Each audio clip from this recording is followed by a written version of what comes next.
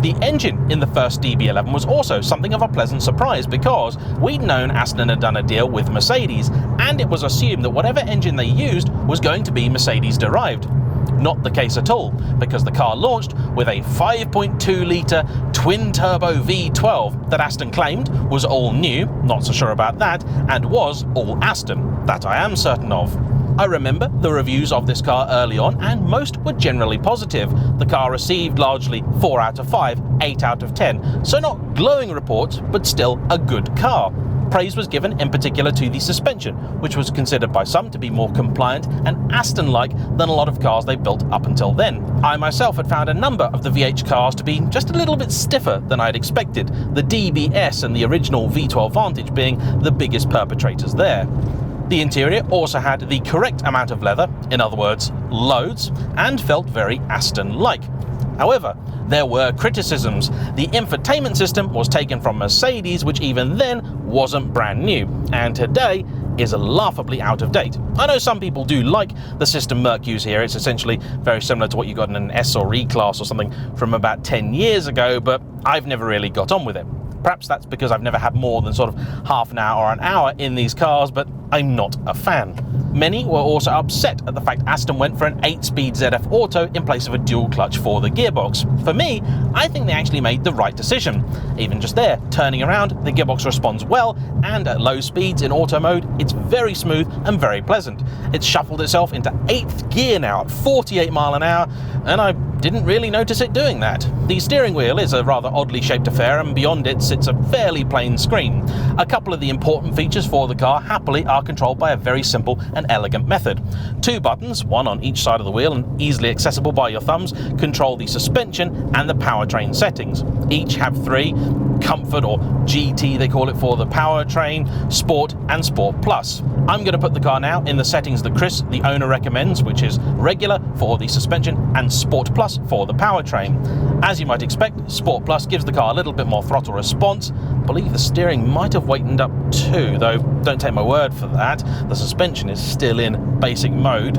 It also in auto mode makes the car keener to hold gears for longer, and does give you just that little bit more noise. I have few to no complaints with. Very smooth, very responsive. What's the turning circle like? Not great, but I didn't expect it to be. Got a little bit of clear road ahead of us. Let's see what this car's like.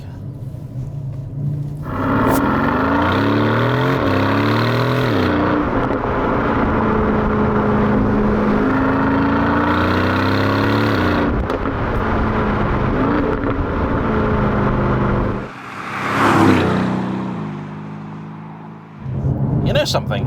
I really like driving this car. The steering, very important to get right in an Aston, absolutely on point.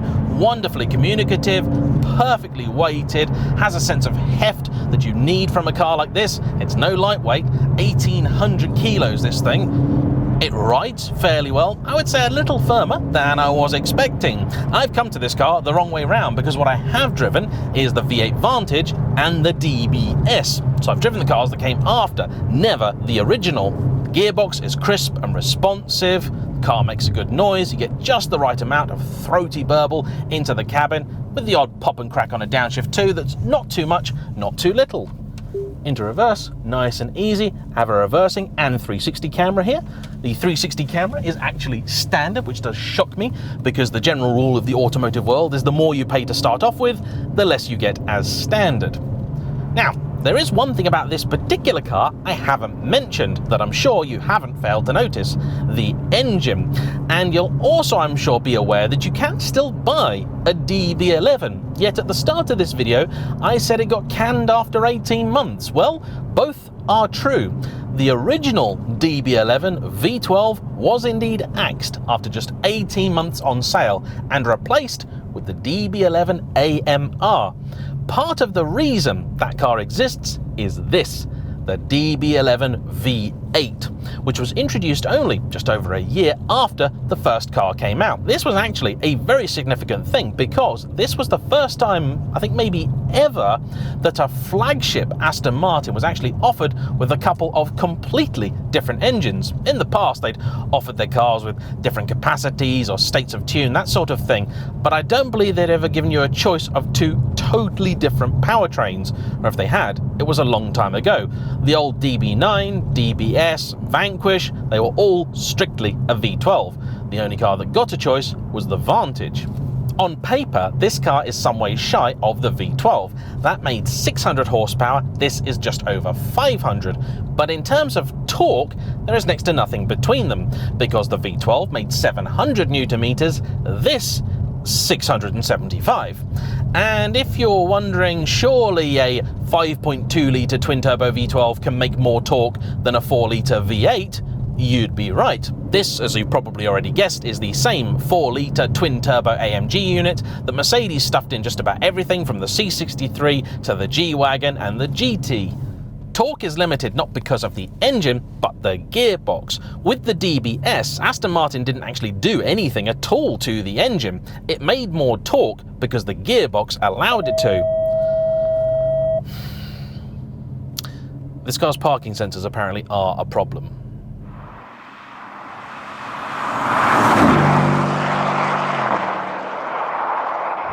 As a GT car, for me, should really be more about the mid-range punch rather than the top-end fireworks. The V8 really is a very, very fine engine. It has a little bit of turbo lag, but honestly, not anywhere near enough to concern me.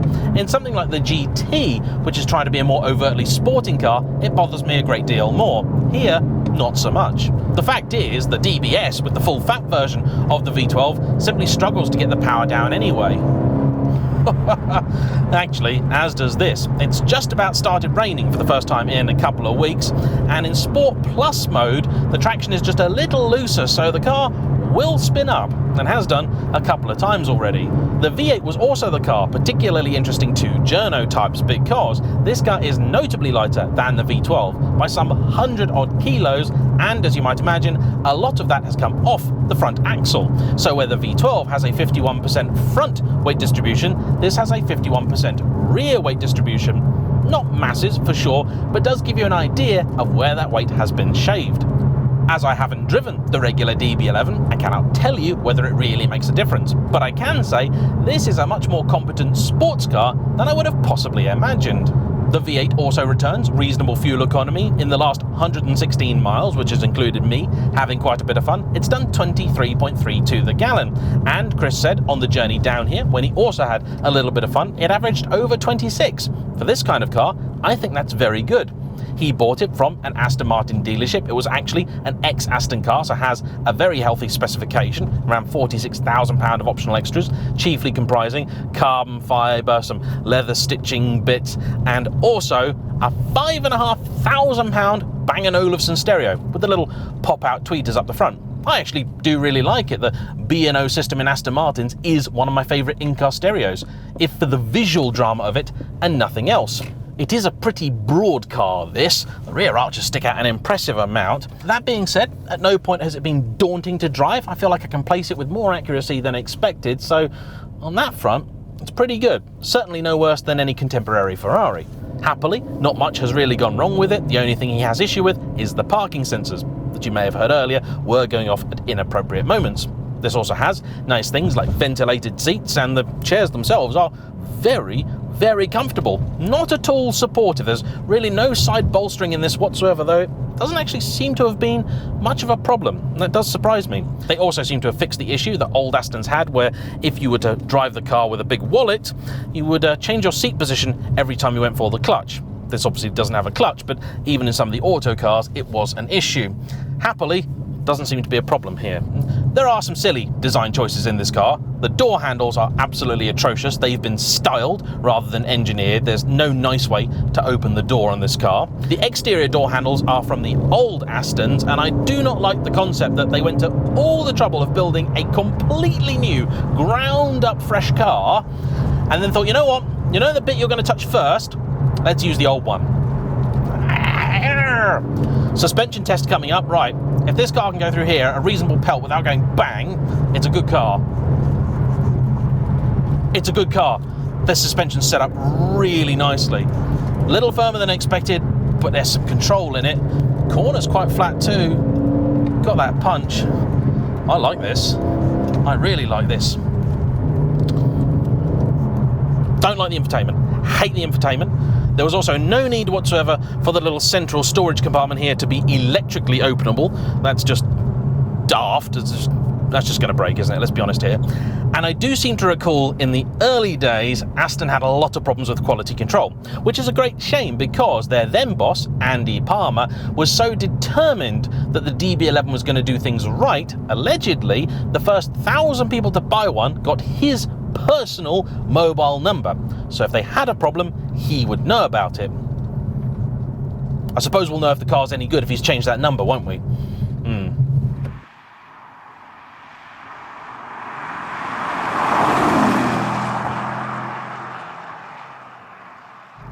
Unfortunately, for whatever reason it actually turned out to be, I suspect it was the way they look, the DB11 was not a big seller. The V8 I think did a little bit better. The DB11 AMR really hasn't done anything. That had a slightly spicier version of the V12. They tried to tweak it, make it I think a little sportier, but that really isn't the DB11's character. But let's be honest here, the DBS also hasn't done very well, and the V8 Vantage hasn't done very well. I blame the exterior and the interior. I really do, because to drive, I actually quite like this. I really do. And here's the thing. This car new, the V8 version, once optioned, was just shy of £200,000. Not long later, in fact 2 years later, it was close to half that price from an official Aston Martin dealer.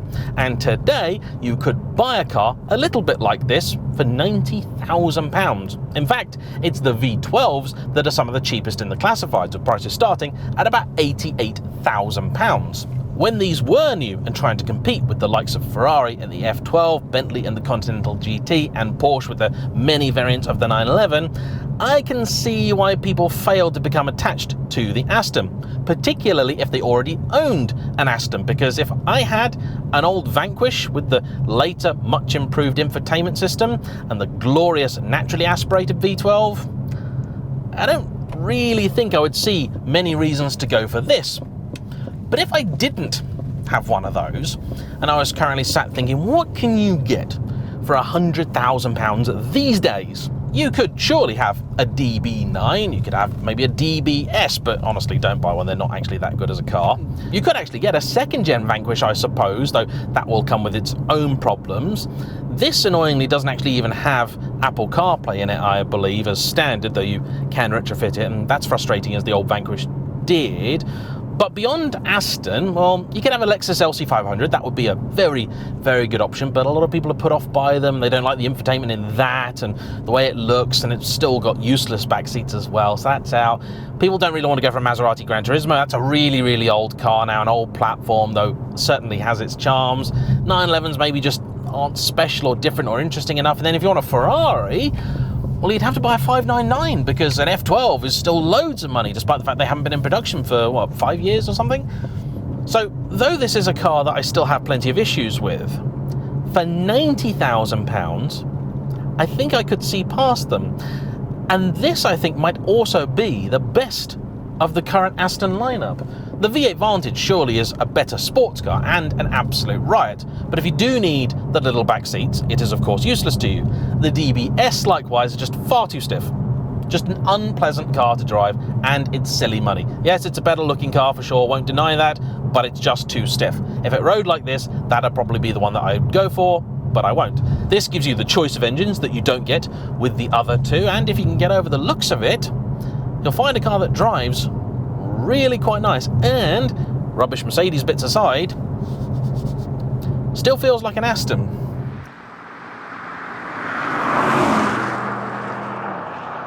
I really, really like this car a lot more than I thought that I would. Best news of all, if you buy one approved used, get them to chuck in a service pack, and frankly, if you get one that's already sub £100,000, you're highly unlikely to lose much money. The only downside is that I've really enjoyed this car. I've only driven it though for 40 minutes. But Chris, the owner, has had many cars before, not all particularly sporty or exciting, and this is his daily driver, yet he says fails to give him the fizz. So, are you considering one of these? Have you had a DB11? Did it deliver? Did it excite? Or did it also leave you just feeling a little bit indifferent towards it? I'd love to know. In any case, I want to say a huge thank you to Chris for bringing his car out. Thanks to you as ever for watching. Don't forget to hit the like button, comment down below, subscribe if you haven't already, and even if you have, make sure you check the bell icon so you'll be notified of every new video release. I'll see you for the next one. Bye-bye.